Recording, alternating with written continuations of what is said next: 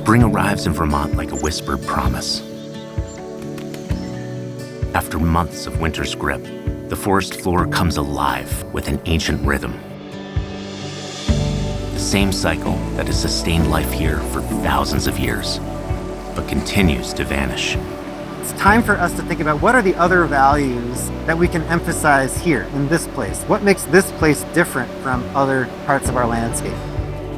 For one, these woods offer a wild feast of foraging opportunities. But it's more than food.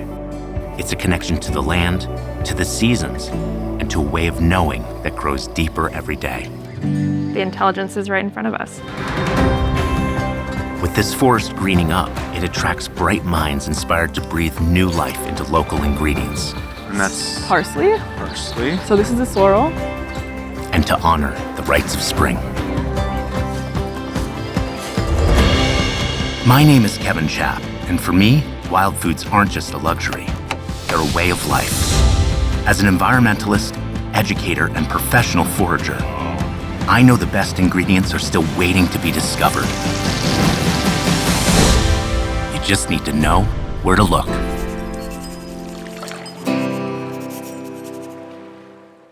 Wild Foods is made possible by generous support from the Vermont International Film Foundation, bringing the world to Vermont through film and supporting filmmakers in Vermont and beyond for 40 years. And with support from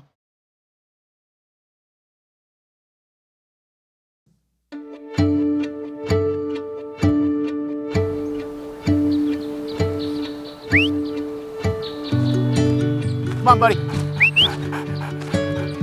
Every spring since I was a kid, I've roamed these woods in Stockbridge, Vermont, in search of the new life that renews itself this time of year, offering great foraging, but also rejuvenating me with each new discovery.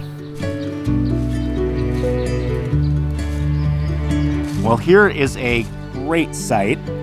This is called ostrich fern, better known as fiddlehead fern or shuttlecock fern.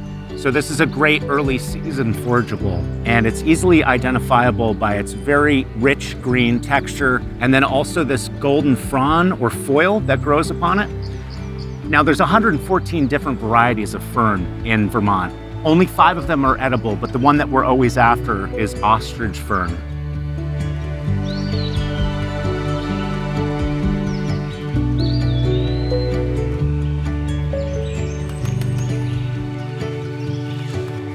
All right.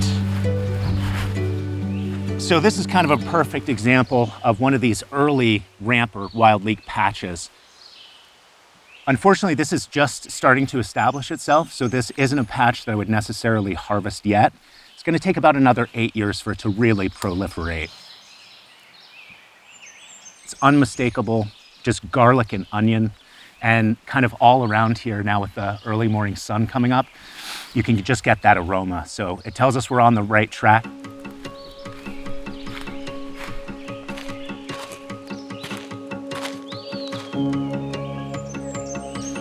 This is a great place to harvest from.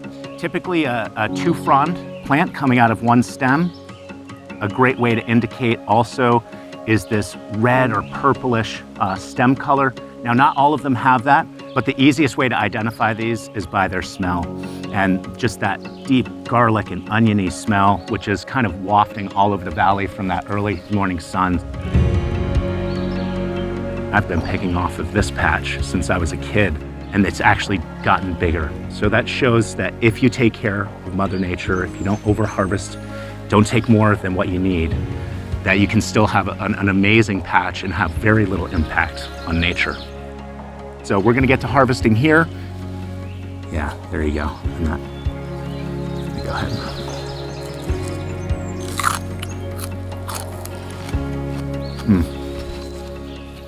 That's garlicky. The wild foods of Vermont tell only part of spring's story. Just as these ancient plants emerge from winter's sleep, human hands are also stirring the soil, tending gardens where wild and cultivated merge. The forest teaches us about abundance, but the garden shows us partnership. At the Marble House Project in Dorset, Vermont, Chef Sammy Gay has created a kitchen and garden that celebrates the intersection of wild and cultivated, local and global. And that's Parsley. parsley. So this is the sorrel, but it started bolting a little bit too. Super lemony. Try it. Oh my God, that's so good. Yeah, it's nice and bright. Wow. When I first started cooking professionally in 2018, there was a lot of identity-based cooking. You know, everyone's like, I'm making the food of my people in these certain ways, and everyone's like, what kind of food do you make? And I'm like, well, I never knew how to describe myself. My friend a couple years ago was like, you make American food, and I was like, whoa, excuse me? What does that mean? I was like, oh, you're so right, because a lot of it is so place-based and site-specific, where I want to capture the essence of the place that I'm at. I really try to use what's around me, and that's a part of my ethos. You were so in touch with what's happening here seasonally and also just on this landscape out here. Absolutely. But I mean, I think a lot of people miss that is how do you eat this? Pheasant. How do you eat this quail egg? How do you eat this radish? It's just on your plate. Show me how you eat that. Right? Totally. Yeah, I think, again, a lot of people are disconnected in the food system, whether it's from where their food is coming from, produce-wise and animal-wise. I want people to engage with their food. I love when people use their hands. I want people to take a minute and pause. And I like to let it linger, all of it, especially flavor-wise too. I'm a really big fan of subtlety and nuance. We were just talking about bitter. Oh yeah. That's a flavor profile that's Definitely. diminishing on our tongue. Absolutely. And our palate is actually devolving at this point because of our food system. I harvested a bunch of spruce tips. I used them in a couple different ways. I fermented some of the asparagus over there with spruce tips. I made a spruce maple. This one fleeting moment in time where you can get these spruce tips where they're bright green and edible, and it's a short window. And I was so excited to see that here in early May when I first got here. It's also about time capsuling and capturing the moment and the essence. While Sammy nurtures cultivated abundance in her garden, the wild forest holds its own secrets. Deep in these mountains, ancient relationships unfold between trees and the creatures that depend on them. Here, the ash tree stands as both teacher and guardian of some of the world's oldest wisdom. The ash tree has sheltered life here for millennia. Today, this ancient relationship faces its greatest test. One of the secrets Vermont foragers know is to look across the hillside for unopened trees. We call these fingertips, reaching out from the broadleaf forest in spring. This is how you find new morel hunting grounds. These finicky mushrooms only come out once the soil hits about 50 degrees, and their underground fungal network feeds the ash tree, which allows them to leaf out later in spring.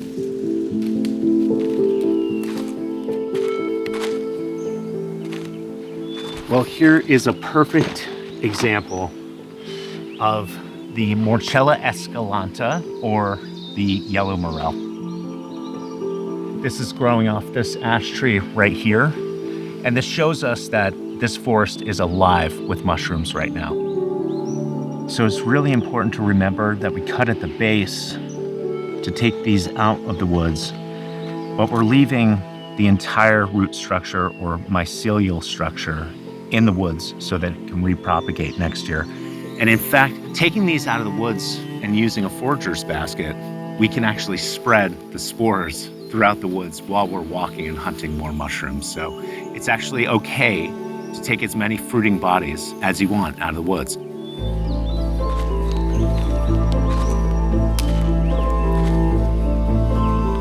This tree is sacred to not only the indigenous people of Vermont, the Abenaki, who believe that they're descended from this tree, but also to my own family's heritage, which is Celtic Irish.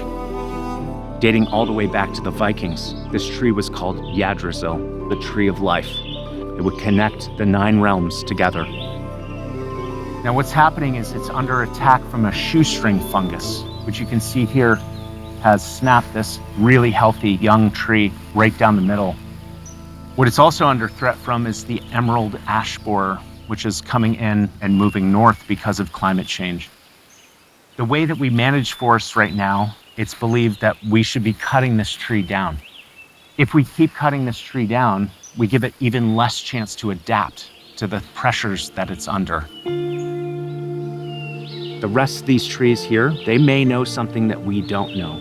They may know how to fight the shoestring fungus. They may know how to fight the emerald ash borer. If we just leave them alone, if we just let them do their jobs.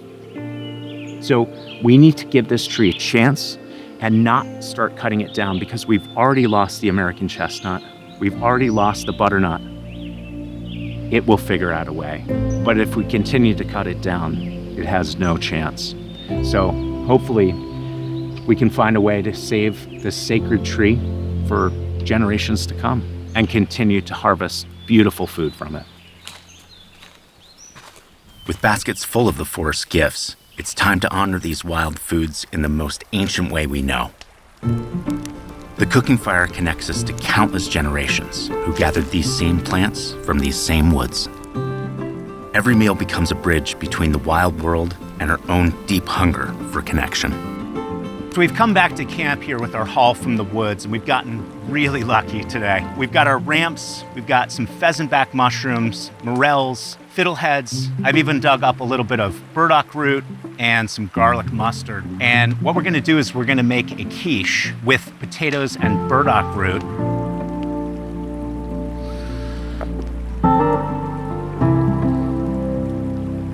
One way to tell if you have burdock root is by the leaf. Here we've got our burdock leaf, and that's a really broad leaf, but this is the best way to be able to tell whether it's burdock, is by the white backing of it. So I'm gonna use some younger shoots here, and that's just gonna add a little bit more sweetness to the potato mix. And now, just because everybody loves garlic, we're actually gonna grab a couple of these ramp bulbs, throw those in there, get that on the fire and get that nice and hot. It's gonna take a little bit of time for those to get hot enough for us to mash them into the bottom of the pan. It's really important to remember not to eat raw mushrooms. A lot of wild mushrooms have something in them called hydrazine. They're not gonna hurt you, especially if you know what they are, but it's really important always to just cook that out of them. So I always give them a blanch before I start using them, but we'll go ahead and use this one because we know it's safe. Throw that in.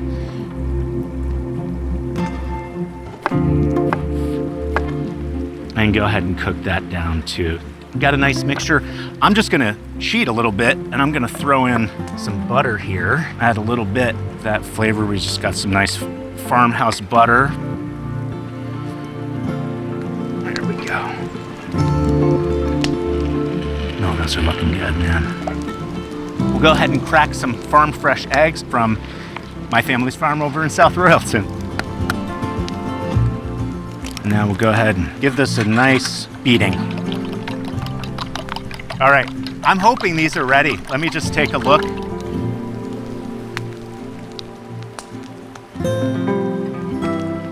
Hey, it looks pretty much like a quiche crust.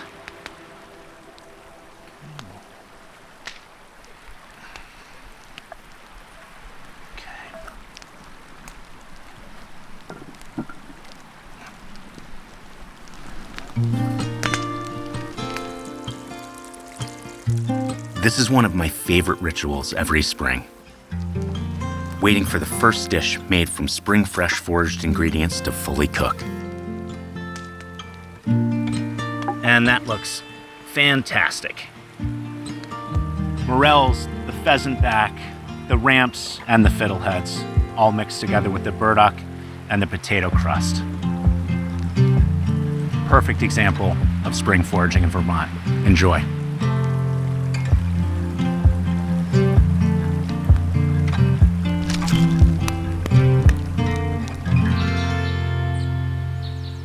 While individual foragers like me harvest carefully from the forest floor, others fight for the forest itself. These public lands face pressure from logging, development, and a changing climate. The question becomes, how do we protect the very ecosystems that sustain both wild foods and our future? For Zack Porter, who watchdogs these forests as executive director of the group Standing Trees, he sees these public lands as our best hope for a more resilient future. We're here in the middle of the spectacular Green Mountain National Forest. It's our only national forest here in Vermont, one of two in New England. And we're sitting next to this beautiful, cold, clear stream pouring out of the Breadloaf Wilderness area from the crest of the Green Mountains. This water is invaluable for brook trout and other imperiled species here in New England. It's the water we depend on in our communities downstream. And these forests protect our downstream communities from floods and from droughts, which are increasingly going to be things that we're dealing with climate change. The prospect of 11,000 acres of logging, which is what the Forest Service is proposing just over the hill here, it's a scary, scary prospect for me and for other Vermonters and New Englanders. Can you talk a little bit about how the forest actually makes us more resilient against these catastrophic flood events? I think we have a tendency to look out the window, especially in this part of the world, and when we see green, we just assume it's a healthy forest. But even though all forests are important, not all forests are the same. And when it comes to the ecosystem services that we rely on and that we need even more desperately in the face of climate change, the flood risk reduction, the clean water production, the storage of water through drought periods, all of those things are enhanced the older a forest gets. You think about it 170 years ago, this land was over 80% deforested, right? And Vermont is now over 80% forested, which that's something to build on, right? But if we're not doing it right, if we're not doing it properly with long-term goals in mind, then we're really doing ourselves a disservice and nature a disservice. Although the greenery has come back since deforestation here a century and a half ago, the quality of our forests has not yet returned. We're still in the infancy of that recovery. And instead of allowing our forests to grow old and to regain all those characteristics that are going to benefit us in the face of climate change, we're kind of doing the worst possible thing right now, which is to go around on a rotation and keep cutting down these maturing forests. That is built into the way that we manage our public lands, by and large. Just 3.3% of New England, about the same percentage of Vermont, is protected from timber harvest. The tiniest amount. We're not going to get through climate change. We're not going to recover our biodiversity if that's all that we protect. So it's up to us to make some big, bold decisions about how we want to do things going forward. And we should know by now that we can't keep doing things the same way and expect a different outcome. And I think it's one of the things that humans are so prone to, right? Thinking in these 80-year cycles, right? Yeah. But nature doesn't work in 80-year cycles. It's like 80,000-year cycles, right? Yes, and we've been essentially managing a forest here on an 80-year harvest rotation for generations. What we really need right now is a new vision for the New England landscape, for the eastern U.S., for the nation broadly, on our public lands in particular, where short-term economic gain should be the last thing on our mind when we're looking at how to take care of a place like this. We don't even know really in the Northeast what an old-growth forest really looks like. Today, it's estimated that we have less than 0.1% of our landscape in an old growth condition. If we're going to overcome this climate crisis, the extinction crisis, we've got to do things differently. The science tells us that we could double the amount of carbon in these forests right here by 2100 if we just let them grow older. These forests will pack on the carbon for centuries. There isn't a choice to be made here between having enough wood products and having enough quality habitat, all the ecosystem services that we rely on. We can have both. Zack's passion for forest conservation connects to something even deeper, a growing understanding of forests as living, intelligent communities. Recent science reveals that trees and plants possess forms of awareness that challenge everything we thought we knew about consciousness. What if the forest has been listening all along? To truly understand our relationship with these forests, we need to see plants not as passive resources, but as the sophisticated, intelligent beings they truly are. Environmental journalist Zoe Schlanger has spent years exploring the hidden world of plant intelligence for her groundbreaking book, The Light Eaters. What inspired you to write this amazing book? I started reading botany journals on lunch breaks and noticed that in the pages of these botany journals, scientists were debating a radical thing, which was whether or not plants could be considered in some way intelligent or conscious. And as a reporter, I thought, that's an amazing story. At the same time, the first fern genome was sequenced. And this was a huge deal because fern genomes are enormous. They're so incredibly ancient. And I was looking at the picture of the first fern genome to be sequenced, and it was the fern Azolla folliculitis, which is this tiny little green fern with little scalloped edges, and it's the size of your thumbnail. And I fell in love with this fern. I thought it was absolutely stunning. I ended up getting a tattoo of it on my arm and fell in love with fern science. And I started talking to botanists and realized botanists have this natural love of plants, and they see plants for what they are, these dynamic, active organisms, so radically unlike us, that have developed alien ways to make a good life in their world. Plant intelligence is on display through the mycelium because every single plant grown in the wild has fungal hyphae laced into its roots. Often these are deep evolutionary relationships of certain fungi and certain plants. So really, where does a fungi start or stop and the plant start? I mean, the earliest plants didn't have roots. They didn't have vasculature systems. They didn't have branches. They were just green things. There's one idea that plants grew roots to house their fungal collaborators, that this is a deeply enmeshed relationship that is the basis for the physical form that plants even take. Fungi are even almost harder to conceive of than plants because we accept plants as a kingdom of life, but it's harder to understand fungi as their own kingdom of life, but they are. They're not plants or animals. Yeah. So there's this debate raging about whether or not we can call plants intelligent, whether or not we can call their vasculature, their vein system, analogous to a nervous system, whether or not we can make these connections.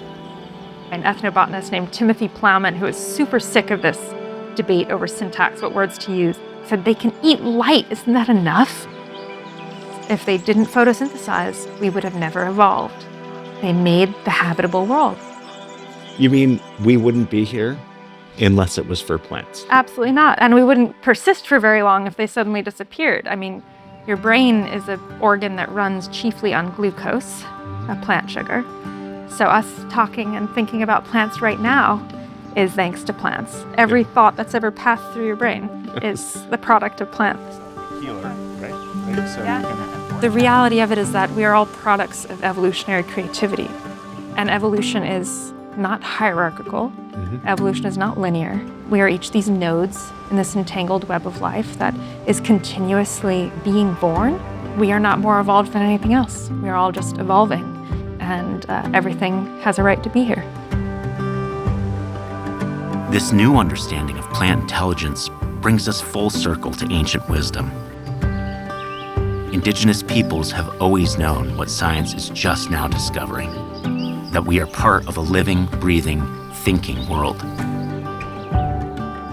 As the day draws towards evening, Zoe and I head back into the forest en route to join a celebration as old as spring itself. What is this called? Horsetail. It's one of the most ancient plants ever. This is, in the time of the dinosaurs, this was the size of trees. Stop it. We're headed to the Beltane gathering at the Marble House in Dorset, Vermont. It brings together all the threads of our story, the reverence for plants, the cycles of the seasons, and our place in the great web of life. Oh, it's so beautiful. Look at this. Gorgeous. Wow. The same forces that bring the fiddleheads up through the soil, that call the ramps from their winter sleep, that power the intelligence of every plant in the forest. These forces flow through us as well. And through the food we create using the bounty spring brings in the Vermont forest. This is the promise of spring, that life finds a way, that intelligence emerges from the most unexpected places, that even in the face of great challenges, the dance continues. The forest endures. The cycle begins again. And so we dance with the seasons, grateful to be part of this ancient, ever-renewing story of life on Earth.